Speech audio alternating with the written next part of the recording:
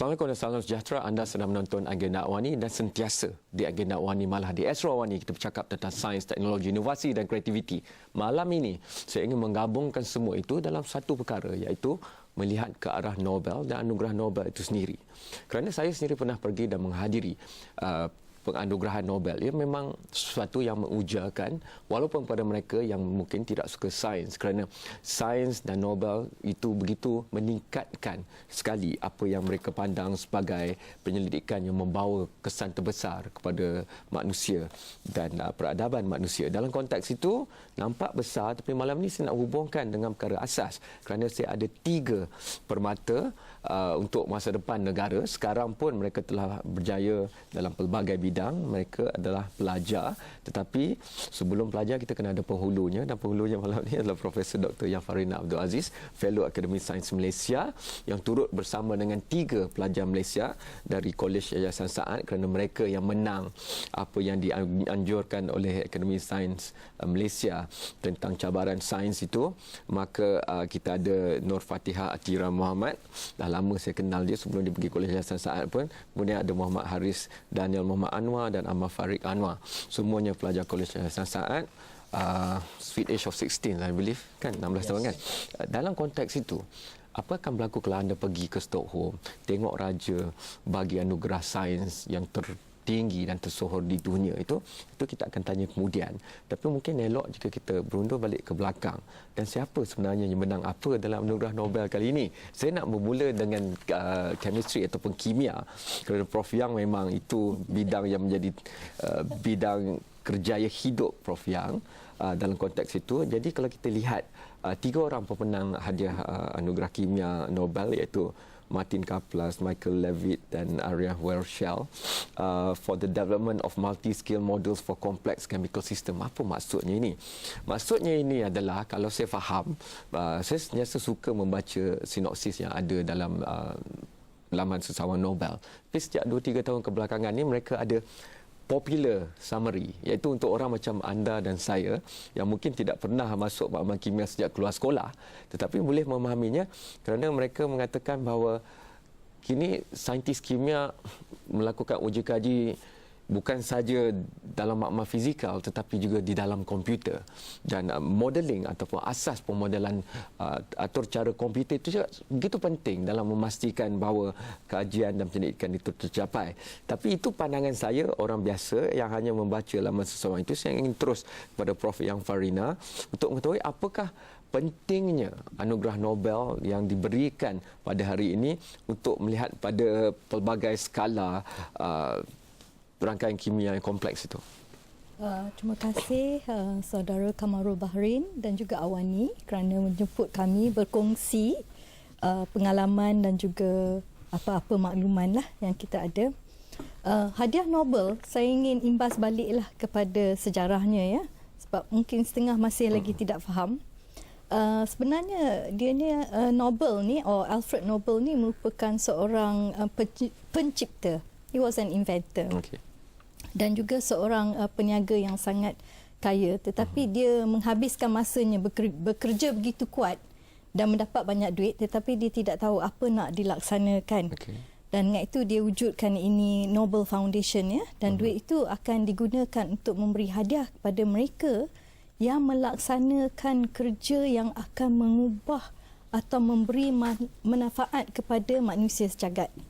Dan kalau kita lihat tahun ini, ya, untuk bidang kimia, ianya diberikan kepada computational chemistry, iaitu melihat sistem-sistem biokimia yang kompleks di dalam badan, tetapi semuanya berasaskan modeling dan menggunakan komputer. Sekali lagi, walaupun mereka menggunakan komputer, tetapi dia mesti berasaskan kepada struktur protein yang betul, ya. Dan saya nak imbas lagi sebab saya pergi ke Nobel Museum, ya. Okay. Dan saya amat tertarik melihat, ya, pada tahun pemenang pada tahun 1915, iaitu untuk fizik, ya, dianugerahkan kepada Sir William Henry Bragg dan juga anaknya William Lawrence Bragg untuk crystal structure, menggunakan X-rays, ya. Dan ini merupakan jejak kiranya yang pertama lah ya. Dan kalau kita lihat imbas balik 100 tahun yang kemudian ya, more than 100 years later, which is 1930 now. Okay. Anugerah itu diberikan kepada bidang kimia untuk computational chemistry berasaskan kristallografi. Jadi kita lihat perkembangannya ya. Tapi kita rasa, saya lihat bahawa pada mulanya kerja itu kerja sangat asas. Tetapi ia dapat memberi banyak maklumat dan dapat memberi pertolongan kepada manusia sejagat untuk memahami sistem-sistem yang kompleks di dalam biologi. Bukan saja kompleks dalam disiplin yang menjurus, tetapi juga pendekatan saya lihat semakin banyak anugerah Nobel yang diberikan sejak kebelakangan ini memerlukan pendekatan multidisiplin. Betul. Dan pendekatan fizik kuantum atau contohnya quantum chemistry dalam konteks ini dengan classical physics, fizik klasik untuk anugerah ini. Jadi maknanya untuk melihat molekul dalam bentuk gambaran simulasi komputer itu memerlukan suatu pemindahan pemikiran dan juga penyelidikan. Dan dalam konteks itu, ini yang ramai orang di Malaysia kadang-kadang bila mereka melihat hadiah Nobel ni, mereka tidak dapat menghubungkan di mana mereka berada dengan apa yang diberikan di Nobel tu. Kerana hadiah Nobel ni, kalau kita lihat sejarah untuk kimia ni bermula sejak awal 70-an lagi kajian itu. Prof Yan, dalam konteks itu, apa maksudnya ini kepada sarjana-sarjana kimia yang bakal, yang setelah di Malaysia ni, bagaimana mereka harus menggunakan spotlight ataupun perhatian mengkhusus untuk tahun ini pada bidang ini, pemodelan ini, untuk mereka menambah baik lagi apa juga yang mereka lakukan. Saya fikirkan kemenangan ni baik untuk bidang mereka yang terlibat dalam bidang bidang computational chemistry dan juga sekarang ini orang kata bioinformatics lah ya. Jadi sebenarnya is both lah, bioinformatics and ni. Tetapi saya lihat kita seharusnya melaksanakan kajian bukan saja untuk menang hadiah Nobel. Tetapi kalau kita minat sesuatu, saya rasa semua pemenang hadiah pun memberikan nasihat yang sama ya. Teruskan kerja itu, kerana yang utama ialah kajian kita itu kita perlu lihat sama ada ia dapat menolong manusia sejagat atau tidak. Tak apa. Itu soalan yang susah, senang. Saya dah habiskan lepas ni, kita rehat, kita pergi ke blok yang kedua. Kita nak masuk kepada anak-anak muda ini, kerana sebenarnya pemenang hadiah kimia untuk tahun ini, tanpa komputer yang bernama Golem tu, mereka tak akan berjaya mendapatkan hadiah itu, kerana ia komputer yang begitu kuat, superkomputer di institut penyelidikan mereka membolehkan. Dan Golem itu melalui Lord of the Rings tu memang semua anak muda patut tahu. Jadi itu kita akan bincangkan selepas ini, bagaimana nak membawa sesuatu setinggi Nobel kembali kepada diri individu untuk inspirasi bagi masa depan dan bukan hanya untuk sekarang. Itu selepas ini.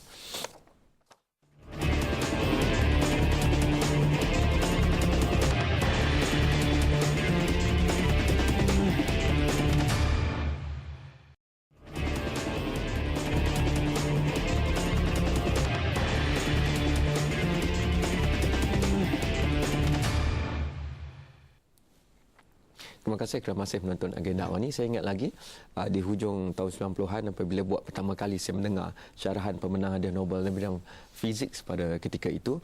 Waktu itu kemenangan beliau begitu mudah sekali. Dia tentang konduktor elektrik dan bukan. Dan pada tahun itu beliau diberikan kemenangan kerana dulu yang saya belajar kat sekolah perkara itu tak boleh mengalirkan elektrik, tapi beliau kata boleh dan itu lagi bagus untuk kemanusiaan.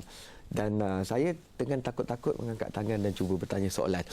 Tetapi tentunya bagi mereka tiga orang ini yang sudah pun mencipta nama dan memenangi pelbagai pertandingan sains, malah mereka juga terror ataupun hebat sebenarnya dalam konteks sebagai ahli sukan. Ada pelari, runner, kita ada pemain squash dan kita ada pemain rugby juga. Dan dalam konteks itu tentunya keterlibatan bukan hanya pergi ke Stockholm untuk makan angin dan duduk dan melihat, tentunya mahu menyertai. Jadi apa penyertaan yang telah pun dibuat di sana? What did you do? Semasa teruskan. majlis Nobel reception, kami dapat berinteraksi dengan para pemenang Nobel. Jadi sebab peluang nak berjumpa dengan mereka ni kan sekali seumur hidup. Jadi kami pun minta sedikit kata-kata hikmat ataupun advice untuk kami yang masih muda lagi untuk menceburkan diri dalam bidang sains. Sebenarnya kalau masuk awal ni boleh jumpa 3-4 kali, tapi tak apa. Pemenang Nobel selain daripada hanya bertanya tentang nasihat, kadang ramai anak muda memang suka bertanya nasihat, tetapi kadang-kadang saya lihat anak muda di sana, tambah bila saya pergi Lindau, follow up to Nobel, 500 saintis muda bertanya di tempat di Germany itu. Mereka bertanya apakah signifikan kajian itu kepada kehidupan mereka di sini. How would that work for us in our own country, in our own climate and where we are? Adakah memerlukan dana pendidikan yang besar dan sebagainya? Oleh kerana masing-masing ada kerjaya masing-masing. Jadi bagaimana nak menghubungkan apa cita-cita yang dah ada tu dengan apa yang dilihat di Stockholm? Kerana kadang-kadang kita ada cita-cita, tapi bila kita pergi tempat yang hebat macam ni, sama ada kita boleh adaptasikan cita-cita kita ataupun kita boleh tambah cita-cita kita itu. Jadi untuk saya memang nak jadi scientist. Okay. Dan actually I have a lot of different choices of ambition. I want to be a doctor or scientist or engineer, but I think for me the most would be a scientist lah. So when I went to Stockholm, I would ask them lah, you know, how is it like being a scientist? What he do, what he think of, you know. Yeah. So some of the questions that I asked was, did you ever expect to win a Nobel Prize? So a lot of them said that Nobel Prize ni dia bukan sesuatu yang boleh diusahakan. It's not something that you can work for. It is like it's based on luck lah. So if you do something that you love, and then hopefully you will get the Nobel Prize, but you cannot work for it. So jadi what I know is, if I become a scientist, I shouldn't focus too much on having the Nobel Prize, but to actually work hard and contribute to the society in the best that I can. So Amir nak menyelesaikan teka-teki apa bila jadi saintis nanti? Probably something in the field of chemistry. Saya nak mungkin mencipta sesuatu perubatan yang baru ke, you know, a new vaccine or solve one of the greatest mysteries of chemistry, things like that. Mesti dah terpengaruh dengan Prof Yang. Muhammad Haris. Bagi saya, I want to be a petroleum engineer when I grow up.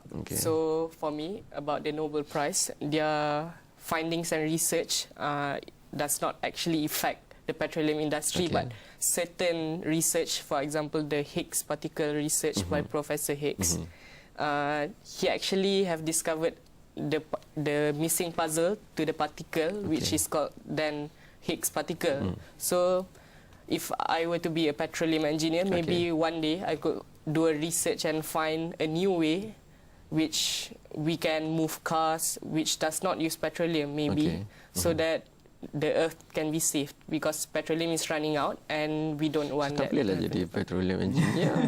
Jadi petroleum kenalah jadi quantum physics ke.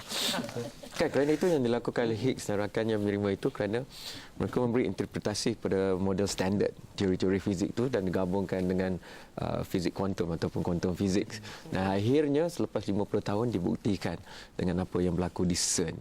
Selepas 50 tahun, kalau tidak tak dapat hadiah Nobel ni kepada mereka. Jadi dalam konteks itu, tak salah mempunyai cita-cita di peringkat awal. Tapi saya rasa dalam sekarang ni banyak kemungkinan baru yang boleh dibuka apabila kita pergi ke tempat macam itu. Atira bagaimana? Saya mula-mula dulu saya bercita-cita nak jadi material scientist. Tapi bila dah pergi sana, dah tengok diorang punya research semua kan. Saya fikir balik, kalau nak duduk bertahun-tahun buat research, mungkin material scientist bukan betul-betul minat saya. Jadi saya berpindah pergi geoscience. Dan saya mungkin nak masuk dalam climatology. Sebab climatology sekarang kan banyak isu kan tentang global warming semua. Jadi mungkin di situ banyak potential dan banyak masalah untuk diselesaikan di sana. Jadi apa langkah pertama selepas pasca Stockholm?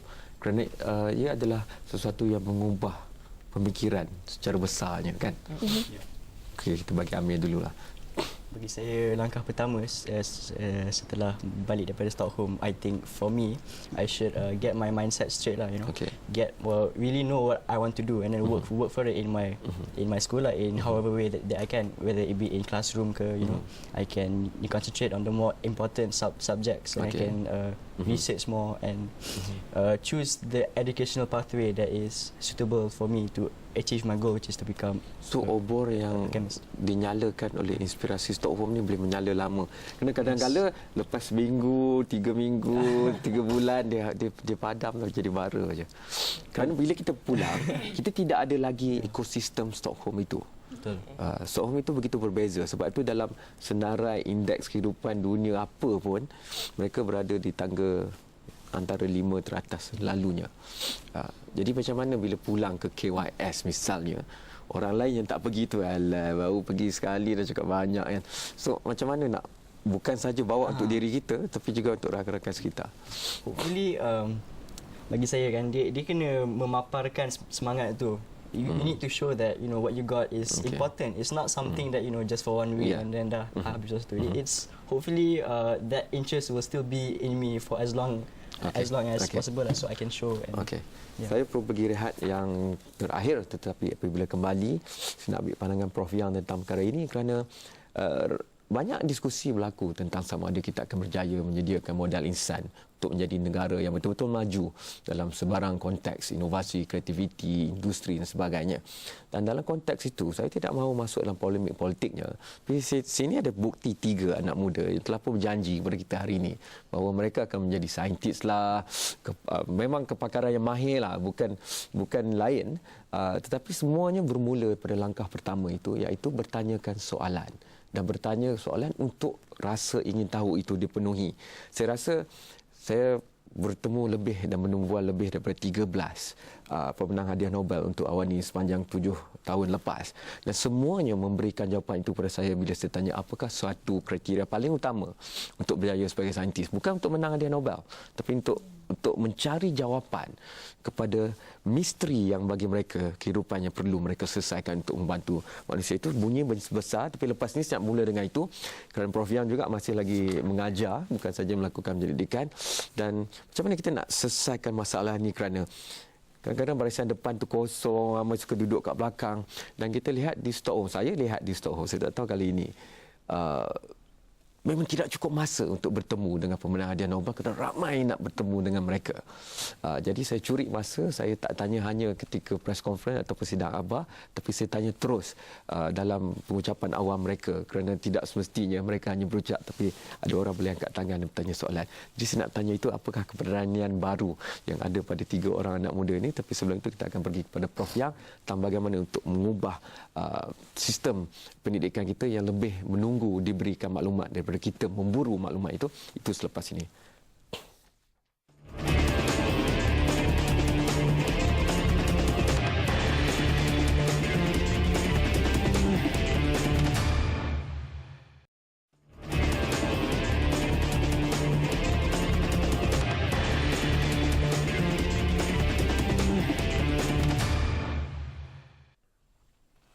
Anda masih menonton Agenda Wani dan saya masih lagi merasakan bahang Stockholm tu yang sejuk tu dibawa balik oleh 4 orang individu ini.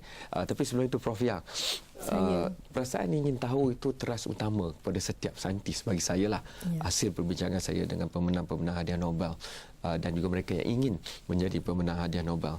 Dan dalam setiap pendidikan yang kita lihat sejak beberapa tahun lalu yang berjaya menangi hadiah Nobel, mereka terpaksa bekerjasama dengan saintis-saintis yang tidak pun mereka kenali, berbeza agama, budaya, bahasa, geografi dan sebagainya, tetapi kerana sama-sama mencari jawapan kepada misteri yang hampir sama ataupun kawasan misteri yang hampir sama dalam bidang masing-masing itu, maka mereka bersatu dan berpadu kerana sukar untuk seseorang saja mendominasi sekarang ini kerana perbatasan sains itu semakin maju dalam konteks itu.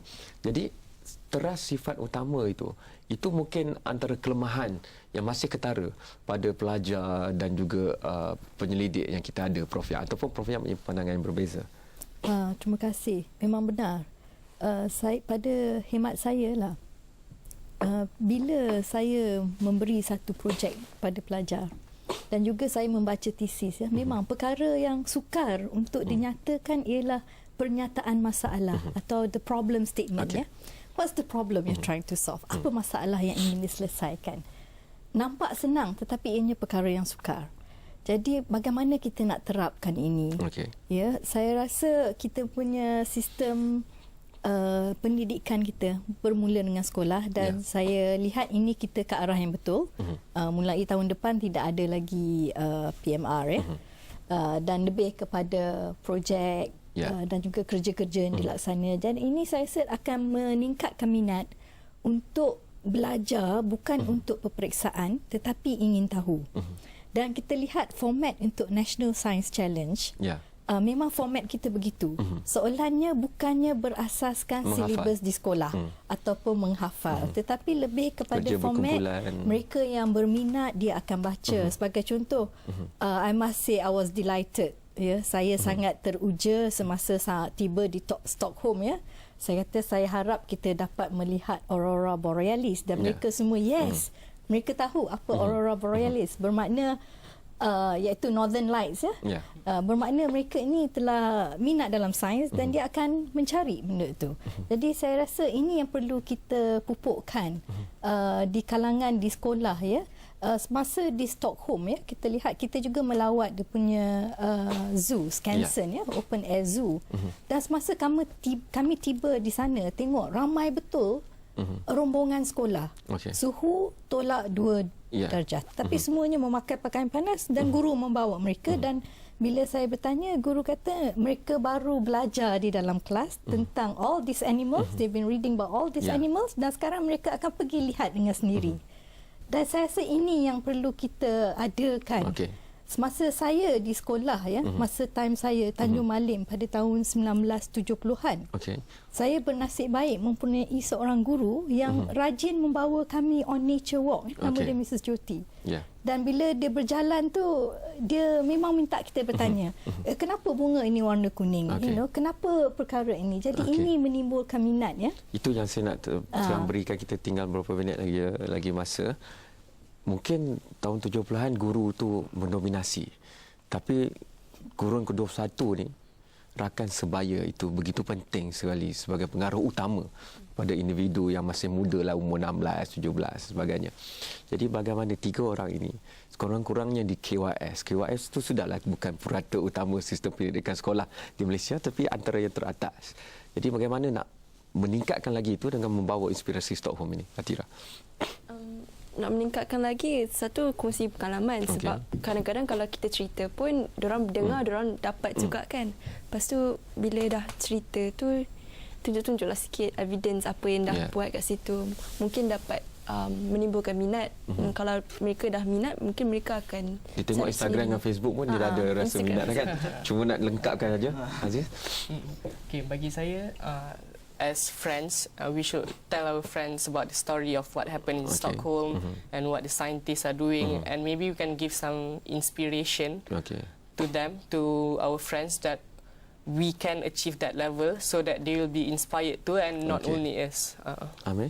For me, the main goal when we get back is to inspire, really. We have to show what we have done, what we have learned, and really make them aware of what is going on in the world. Macam mana nak inspire? Contohnya, contohnya masa balik daripada Stockholm kan, we take some of the let's say the findings of the Nobel laureate kan, and then we tell them how that affects their life, and then they'll be more interested. Tak apa, saya janji nanti kena datang balik 3 orang ni lepas berapa tempoh masa tertentu, kita tengok sama ada itu dilakukan.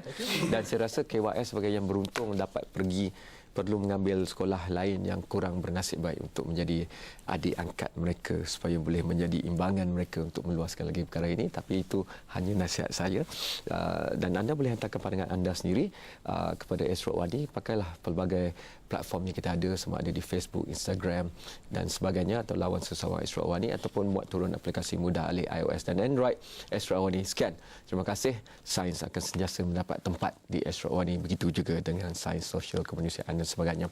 Jumpa lagi dalam episod Agenda Wani yang lain. Thank you so much.